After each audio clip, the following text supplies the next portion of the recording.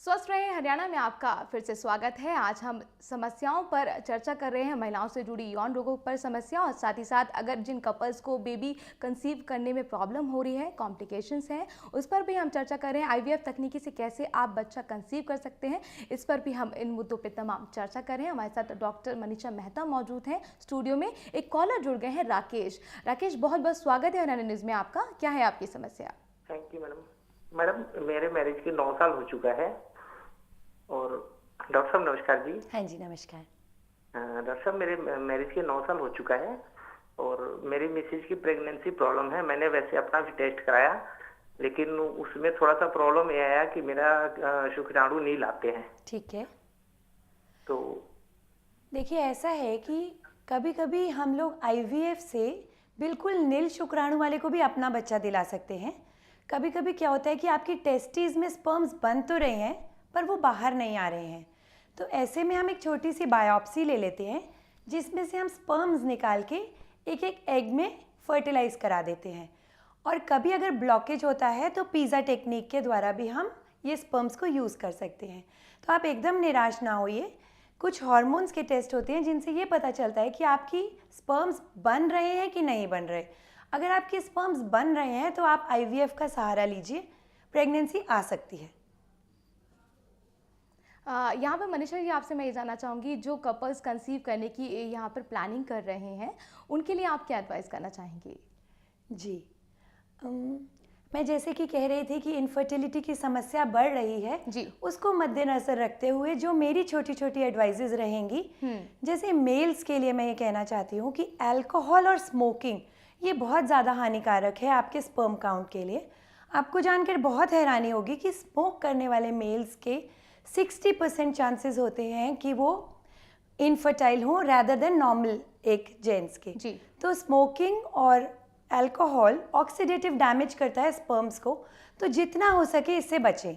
इसके अलावा tight underwears जो पहने जाते हैं ये भी स्पर्म्स को बहुत डैमेज करते हैं, क्योंकि इससे एब्डोमेन की हीट का असर पड़ता है स्पर्म्स पे, तो इसको भी अवॉइड करें। तीसरी बात जो मैंने पहले भी कही थी कि मोबाइल्स पहली बात बहुत कम से कम यूज़ करें, स्पेशली यंग जनरेशन के लिए कहना चाह रही हूँ।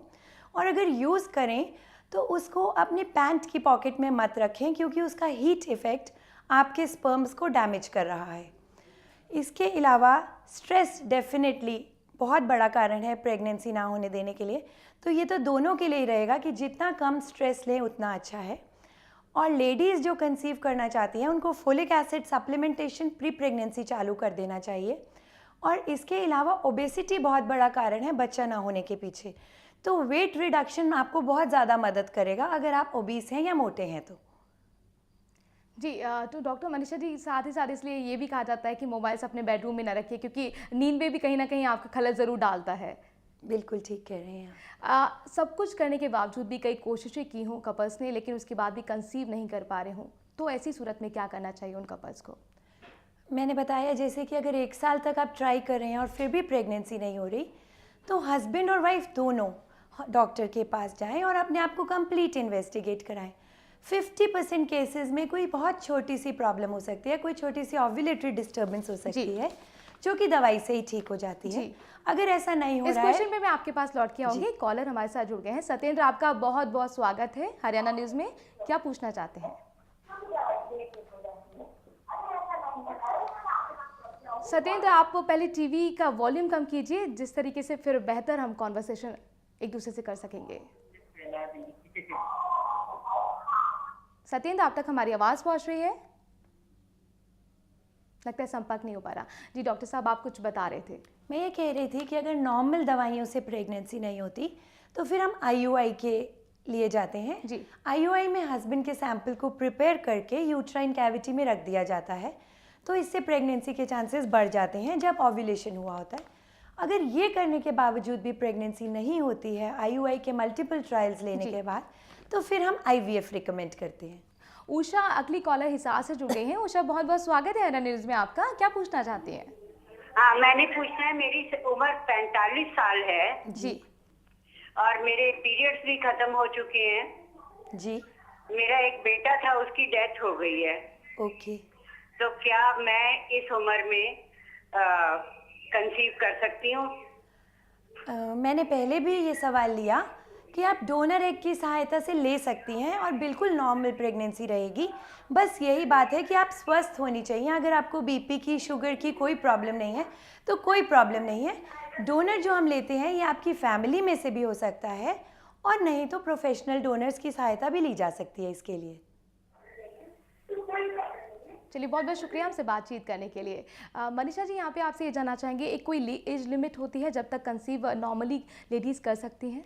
देखिए, हम 50 के बाद बिल्कुल रिकमेंड नहीं करते हैं, क्योंकि हमें ऐसी मदर नहीं चाहिए जो अपने बच्चे का साथ ना दे पाए, उसको बड़ा ना कर पाए। जी। और सेकंड जो हमारे लिए बहुत इंपॉर्टेंट फैक्टर है वो ये कि 40 और 50 के बीच भी लेडी बिल्कुल स्वस्थ होनी चाहिए, क्योंकि हमारी सिर्फ एक ही रहती है कि जिसको बच्चा दे रहे हैं वो बच्चे को बड़ा करके अपने लायक बना के ही इस दुनिया से जाए। आइडियल एज क्या होती है कंसीव करने के लिए? देखिए, आइडियल एज तो जितनी छोटी एज है उतना अच्छा है। 20 और 35 के बीच में प्रेगनेंसी के चांसेस बहुत ज़्यादा हैं। अगर आप कंसीव नहीं कर रहे हैं शादी के बाद तो टाइमली, अगर ज़रूरत है तो टाइमली आईवीएफ पे मूव करें। वेट नहीं करें कि हम 40 या 45 पे बच्चा लेंगे, क्योंकि जितना आप टाइमली बच्चे को मतलब पैदा कर सकेंगी, उसको संभाल सकेंगी, उससे ज़्यादा कोई अच्छी बात नहीं है। चंडीगढ़ से श्वेता जुड़ गई हैं अगली कॉलर। श्वेता, बहुत बहुत स्वागत है एएनएन न्यूज़ में आपका। पूछिए अपना सवाल।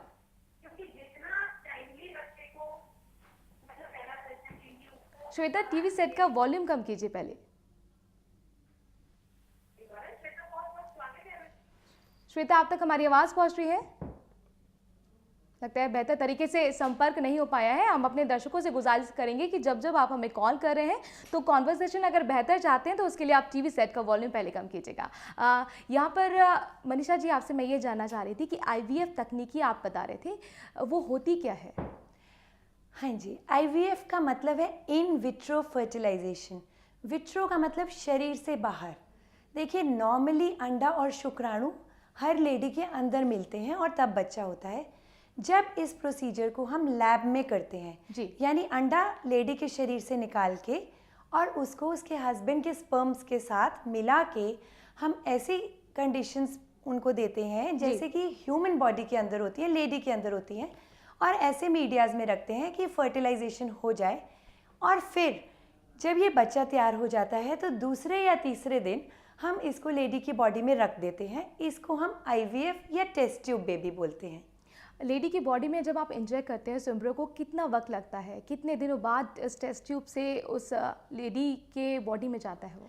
एक्चुअली ये कोई टेस्ट ट्यूब नहीं होती, डिशेस होती हैं जिनमें हम एम्ब्रियोज तैयार करते हैं।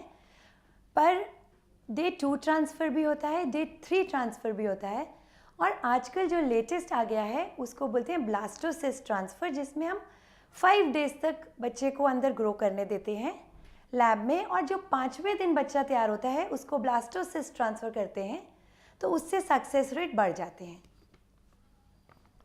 आशा वर्मा एक अगली कॉलर जुड़ गई हैं गुड़गांव से। आशा, बहुत बहुत स्वागत है एएनएन न्यूज़ में आपका। क्या पूछना चाहती हैं? मैं ये पूछना चाहती हूँ कि मैंने ना अधिकतर अपने सभी टेस्ट करा लिए हैं और मेरा एग कम बनता है। एग कम बनता है, ठीक है। तो मेरा एग बहुत कम बनता है। नहीं, आप कम से क्या कहना चाह रही हैं? छोटे साइज का बनता है या? हाँ, छोटे साइज का बनता है, और उन्होंने मेरा 3 बार IUI भी करा चुकी हूँ मैं। नहीं, आपका IUI उन्होंने किया है तो आपका एग तो पूरे साइज का बना है तो ही IUI किया है, नहीं तो कोई IUI करेगा नहीं। इंजेक्शन के थ्रू कराया उन्होंने उसको बड़ा। अच्छा, तो ये ठीक है। पूछना चाहती हूँ कि मैं अब देखिए, ऐसा है कि कुछ टैबलेट्स आती हैं जो ओवरी की कैपेसिटी को बढ़ाती हैं। अगर आप वो यूज़ करके 1 साल बाद फिर ट्राई करें तो बहुत अच्छा है, लेकिन अगर आपको उससे भी नहीं फ़ायदा होता तो अगर आपको IVF के लिए जाना पड़ेगा तो आप डोनर एग की सहायता ले सकती हैं बच्चा लेने के लिए। तो दर्शक, आप हमसे सीधे कांटेक्ट कर सकते हैं। टीवी स्क्रीन पर नंबर फ्लैश हो रहे हैं। महिलाओं से यौन रोग से जुड़ी जो भी समस्या है या फिर IVF तकनीकी के बारे में जानना चाहते हैं, जिन कपल्स को कंसीव नहीं हो रहा है बच्चा, उसके बारे में भी आप जान सकते हैं कि आखिर क्या कॉम्प्लिकेशंस आती हैं। इन तमाम मुद्दों पर हमारे साथ डॉक्टर यहाँ पर स्टूडियो में मौजूद हैं, मनीषा मेहता। उनसे बातचीत के दौरान आप अपनी समस्या रख सकते हैं और उसका जवाब आपको बेहतर तरीके से मिल सकेगा। डॉक्टर मनीषा जी, आपसे हम यहाँ पर ये जानना चाह रहे हैं, IVF तकनीकी के आपने हमें बताया, लेकिन ऐसे कौन से पेशेंट्स हैं जिनको ज़रूरत आईवीएफ तकनीकी की पड़ती है, या कौन से पेशेंट्स को आईवीएफ तकनीकी के लिए का सहारा लेना चाहिए? देखिए, बहुत सारी कंडीशंस ऐसी होती हैं जहाँ स्ट्रेट अवे आईवीएफ के लिए मूव कर सकते हैं। जैसे अगर लेडी की दोनों ट्यूब्स ब्लॉक हैं, तो ट्यूब्स में फर्टिलाइजेशन होती है। हमें पता है कि अगर ट्यूब्स ब्लॉक हैं तो सिर्फ आईवीएफ से ही प्रेगनेंसी हो सकती है। अगर आपका एग नहीं बनता, अभी हमने 2-3 ऐसे सवाल लिए जो लोग बोल रहे थे उनके एग बनने में प्रॉब्लम है जी, तो ऐसे में हम डोनर एग लेके भी प्रेगनेंसी ले सकते हैं। और इसके अलावा जिन पुरुषों का काउंट बहुत कम है, मान लीजिए आपका काउंट 10 मिलियन से भी कम है, तो ऐसे में आप अपना बच्चा ले सकते हैं, जिसमें हम आईवीएफ और इक्सी यूज़ करते हैं, जिसमें हम एक एक एग में एक एक स्पर्म को अंदर इंजेक्ट करते हैं। कभी कभी बिल्कुल नील काउंट के लिए भी मैंने बताया था कि हम आईवीएफ यूज़ कर सकते हैं। तो ये अच्छा, कभी कभी एक चीज़ होती है प्राइमरी ओवेरियन फेलियर, जहाँ पे कोई लेडी अपना एग बनाती ही नहीं है। हो सकता है 20 या 25 साल की उसकी एज हो, पर उसकी ओवरीज फेल हो चुकी हैं, तो तब उसको डोनर एग की ज़रूरत पड़ती है। तो ऐसे पेशेंट स्ट्रेट अवे आईवीएफ के लिए मूव कर सकते हैं। इसके अलावा अगर आप बाकी किसी टेक्निक से प्रेग्नेंट नहीं हो पा रहे हैं तो आपको आईवीएफ का सहारा लेना चाहिए। यहाँ पर मैं दर्शकों से गुजारिश करूँगी कि फ़ीमेल यहाँ पर ज़्यादा कॉल कीजिए, क्योंकि यहाँ पर महिलाओं से जुड़ी समस्या का हम यहाँ जिक्र कर रहे हैं, उनके यौन रोगों से जुड़ी समस्या का जिक्र यहाँ पर कर रहे हैं। साथ ही साथ संतानहीनता से आप कैसे दूर रह सकते हैं और कैसे संतान सुख प्राप्त कर सकते हैं, इस बारे में भी हम चर्चा कर रहे हैं। डॉक्टर साहब, यहाँ पर हम जो मेल्स के काउंट नील हो जाते हैं स्पर्म्स, वो किस तरीके से संतान का सुख प्राप्त कर सकते हैं, क्या उनके लिए चांसेस होते हैं? मैंने आपको इस सवाल पे लौटेंगे। एक कॉलर जुड़ गई हमारे साथ, रिद्धिमा चंडीगढ़ से। रिद्धिमा, बहुत बहुत स्वागत है हनाना न्यूज़ में आपका। क्या है आपका सवाल? मैम, मैं 22 इयर्स की ओल्ड हूँ और मुझे थायराइड की प्रॉब्लम है, और डॉक्टर ने मुझे पॉलिसिस्टिक चेंजेस की प्रॉब्लम बोल, तो मैम, और मैं कॉम्बिनेट ए टैबलेट खा रही हूँ उसके लिए। ठीक है, तो मैम वो डेट्स की प्रॉब्लम आ रही है। नहीं कोई बात नहीं, आप बिल्कुल ठीक दवाई ले रहे हैं। और आपको थायराइड की प्रॉब्लम के लिए भी एल्ट्रॉक्सिन लेते रहना चाहिए। अगर आपको 3 मंथ्स तक ये दवाई लेने के बाद प्रेगनेंसी नहीं हासिल होती तो फिर आप फिर से डॉक्टर से मिलें। जैसे जैसे आपके हार्मोन्स ठीक होंगे तो हो सकता है कि आपका नॉर्मल ओव्यूलेशन स्टार्ट हो जाए। उसमें कोई वैसे कोई बड़ी प्रॉब्लम तो नहीं है ना ये? नहीं, ऐसी कोई बड़ी प्रॉब्लम नहीं है। अच्छा, और मैम जो डेट्स की प्रॉब्लम है वो अपने आप ठीक हो जाएंगी? हाँ जी, हाँ जी। Thank you ma'am. इस थायराइड की समस्या पे भी मैं यहाँ पर बातचीत करूँगी डॉक्टर साहब आपसे, क्योंकि अक्सर देखा होता है कि थायराइड की वजह से कॉम्प्लिकेशंस कहीं ना कहीं प्रेगनेंसी में आ जाती हैं। यहाँ पर एक छोटे से ब्रेक के लिए रुक रहे हैं, और ब्रेक पर जाने से पहले हम आपको बता दें कि अगर कोई पर्सनली कॉन्टैक्ट करना चाहता है डॉक्टर मनीषा मेहता से, तो एड्रेस और कॉन्टैक्ट नंबर टीवी स्क्रीन पर आपके सामने।